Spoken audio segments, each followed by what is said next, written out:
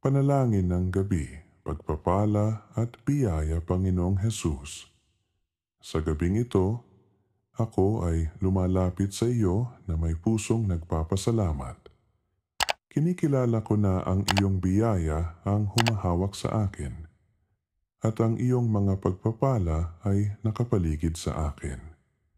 Pinapasalamatan kita para sa araw na ito, para sa mga tagumpay na aking nakuha, at kahit para sa mga laban na nagturo sa akin na umasa ng higit sa iyo. Alam ko, Panginoon, na ang iyong pag-ibig ay walang kondisyon, at ang iyong kapangyarihan ay nagdadala ng mga himala. Kaya naman, iniaalay ko sa iyo ang lahat ng aking mga alalahanin, ang mga sakit na dala ko, at ang mga pagdududa na sumusubok na agawin ang aking kapayapaan. Ipinapasakop ko ang lahat sa iyong mga kamay, dahil nagtitiwala ako na ikaw ang Diyos na nagpapagaling, nagbabalik sa dati, at nagbabago.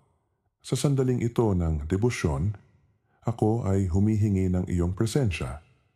Nawa ang iyong banal na espiritu ay sumaklaw sa aking tahanan, sa aking pamilya, at sa aking puso, magdala ng kagalingan sa aking mga sugat, kapayapaan sa aking isipan, at pagbabagong buhay sa aking espiritu.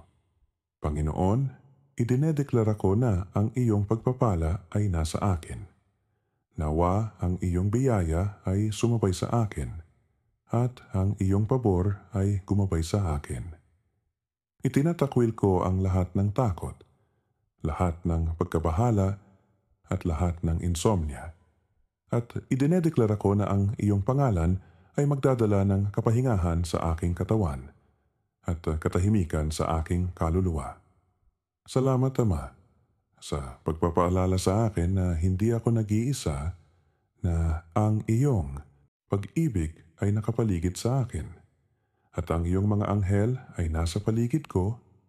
Nagtitiwala ako sa iyo at alam ko na sa aking pag-aalay sa iyo, ang aking gabi ay magiging mapayapa, at ang aking bukas puno ng mga bagong pagkakataon. Ngayon, Panginoon, ako ay lubos na naglalagay sa iyong mga kamay. Nawa ang iyong pangalan ang huling salita sa aking mga labi, at ang unang pag-iisip sa pagdapo ng umaga. Naniniwala ako na sa pagtawag sa iyo, ang aking gabi ay magiging pinagpala, at ang iyong biyaya ang magpapanatili sa akin, sa pangalan ni Jesus. Amen.